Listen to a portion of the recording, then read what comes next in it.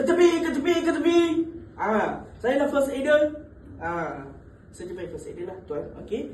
Seterusnya respons. Orang dah pingsan. So macam mana nak bagi dia respon? Gerak dia, tepuk dia.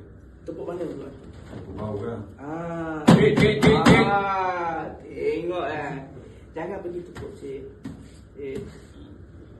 Balik terus. Okey. Dan tak ada respons. Kita buat apa? Jangan so sini tengok.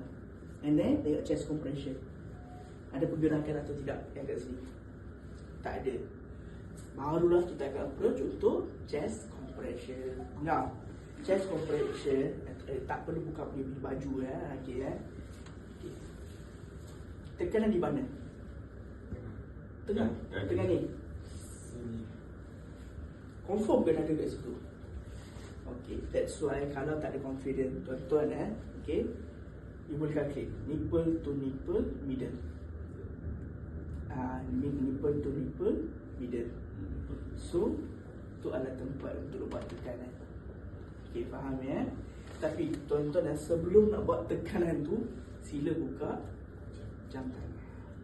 Jam tangan ke, cincin ke, untuk prevent you injure yourself lah. Okay, alright. Lagi apa kita buat?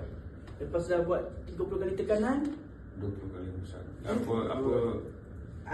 Dongak di kepala, and then breathe in, pernafasan 2 kali.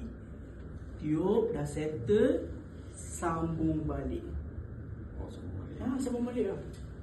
Sambung until ambulance tu arrive.